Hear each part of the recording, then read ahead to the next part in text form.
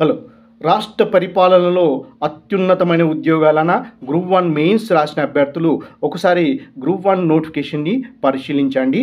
వీలైతే ప్రింటౌట్ తీసుకొని దాన్ని పరిశీలించండి. ఎందుకు అనగా రిక్రూట్మెంట్కి సంబంధించిన ఎన్నో విషయాలను అందులో పొందుపరచడం జరిగింది. ఉదాహరణకి గ్రూప్ 1 మెయిన్స్ ప్రొవిజనల్ మార్క్స్ లిస్ట్ని కమిషన్ డిక్లేర్ చేసిన తర్వాత వెబ్సైట్లో పెట్టిన తర్వాత ఎవరైనా అభ్యర్థులు ఏదేని ఒక పేపర్లో తనకు తక్కువ మార్కులు వచ్చాయని భావించినప్పుడు ఆ అభ్యర్థి ఆ పేపర్ని రీకౌంటింగ్ చేయమని 15 రోజుల లోపల ఆన్లైన్లో దరఖాస్తు చేసుకోవచ్చు. ఒక పేపర్కు ₹1000 రుసుమును చెల్లించి దరఖాస్తు చేసుకోవచ్చు. అదేవిధంగా ఆ అభ్యర్థి 6 పేపర్లను రీకౌంటింగ్కి చేయమని అంటే ₹6000 చెల్లించేసి దరఖాస్తు చేసుకోవచ్చు. కమిషన్ ఈ వెసులుబాటును కల్పిస్తుంది. అంతేగాని రీవాల్యుయేషన్ అంటగా పునర్మూల్యాంకనానికి పేపర్ రీవాల్యుయేషన్కి అవకాశం కమిషన్ ఇవ్వట్లేదు. కొన్ని పోస్టులకి కమిషన్ పేర్కొన్న నోటిఫికేషన్లో కొన్ని పోస్టులకి ప్రత్యేకమైన విద్యార్హతలను పేర్కొన్నారు. ఉదాహరణకి ఆర్టీఓ ఉద్యోగానికి మెకానికల్ ఇంజనీరింగ్ కానీ ఆటోమొబైల్ ఇంజనీరింగ్ కానీ చదివిన డిగ్రీలో గ్రాడ్యుయేషన్ చేసి ఉండాలి అని పేర్కొంటారు. అదేవిధంగా అసిస్టెంట్ ట్రెజరీ ఆఫీసర్ ఉద్యోగానికి ఆ అభ్యర్థి గ్రాడ్యుయేషన్లో కామర్స్ కానీ ఎకనామిక్స్ కానీ మ్యాథమెటిక్స్లో కానీ డిగ్రీ చదివి ఉండాలి అని పేర్కొంటుంది.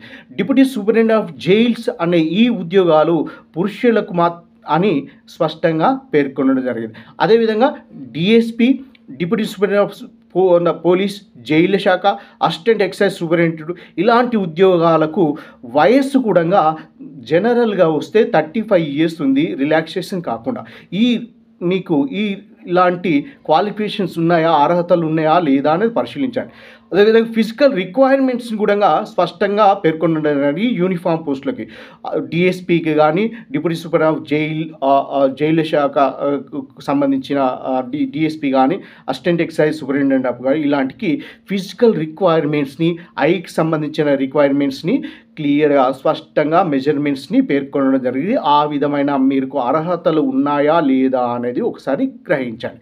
మీరు వెబ్ ఆప్షన్ పెట్టుకోవడానికి వెళ్ళేటప్పుడు ఈ అంశాలన్నింటినీ స్టడీ చేయడం వల్ల సులభం అవుతుంది. మీ జోన్లో ఎన్ని పోస్టులు ఉన్నాయి, మీరు ఏ పోస్టులకు ఎలిజిబిలిటీ ఉంది, ఆర్డర్ ఆఫ్ ప్రిఫరెన్స్ ఏ పోస్టులకు ఏ ప్రాధాన్యత ఇవ్వాలి, మొదటి ప్రాధాన్యత ఏ పోస్టుకి ఇవ్వాలి, నెక్స్ట్ ఈ విధంగా అనేది మీరు అధ్యయనం చూడాలి. అదేవిధంగా మీరు ఎన్నుకునే పోస్టులు ఆ పోస్టుల యొక్క ప్రాధాన్యత, ఉద్యోగ విధి బాధ్యతలు ఏ విధంగా ఉంటాయి, ప్రమోషన్ సిస్టమ్ ఎక్కడ ఉంటుంది, విధులు ఎక్కడ నిర్వహించాల్సి వస్తుంది, ఆ పోస్టులను మండల స్థాయిలోనో డివిజనల్ స్థాయిలోనో జిల్లా స్థాయిలలో విధులను నిర్వర్తించాలా అనే అంశాలని ఆ పోస్టుల పైన గ్రూప్ 1 సర్వీసెస్ పైన పూర్తి అవగాహన ఉన్న అభ్యర్థులతో చర్చించి మీకు తెలిసిన వ్యక్తులతో చర్చించేసి నిర్ణయం తీసుకొని ఆర్డర్ ఆఫ్ ప్రిఫరెన్స్ అనేది ఇవ్వండి. డిప్యూటీ కలెక్టర్ ఉద్యోగానికి సెలెక్ట్ అయిన అభ్యర్థి, డిఎస్పిగా సెలెక్ట్ అయిన ఈ అభ్యర్థులు భవిష్యత్తులో అంటే డిప్యూటీ కలెక్టర్కి సెలెక్ట్ అయిన వ్యక్తి భవిష్యత్తులో అతను కన్ఫర్మ్డ్ ఐఏఎస్ అయ్యే అవకాశం ఉంటుంది.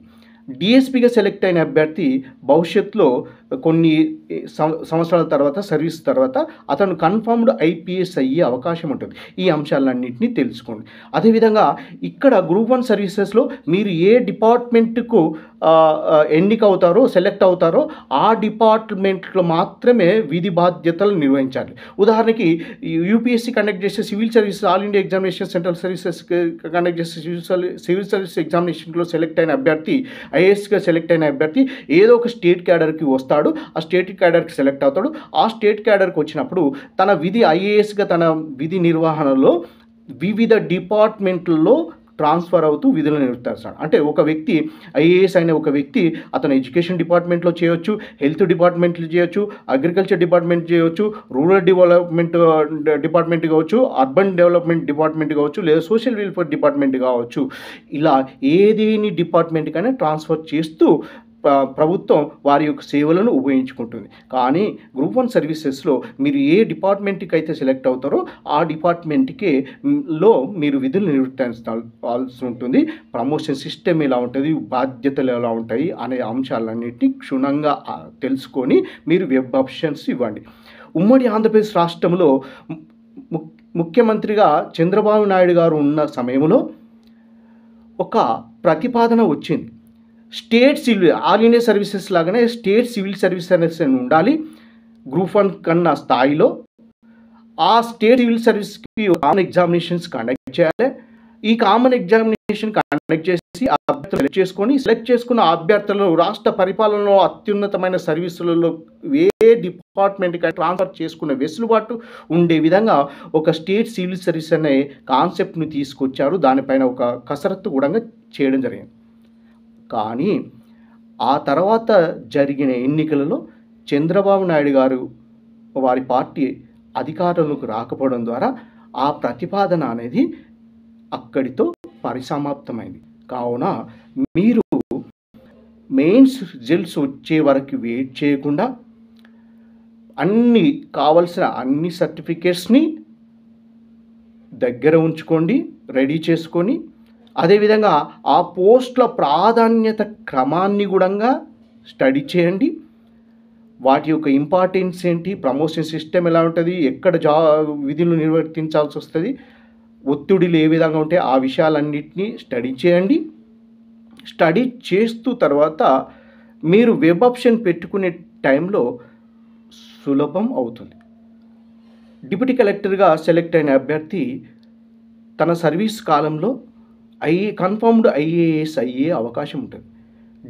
డిఎస్పీగా సెలెక్ట్ అయిన అభ్యర్థి తన సర్వీస్ కాలంలో కొన్ని సంవత్సరాల సర్వీస్ కాలం తర్వాత కన్ఫర్మ్డ్ ఐపీఎస్ అయ్యే అవకాశం ఉంటుంది.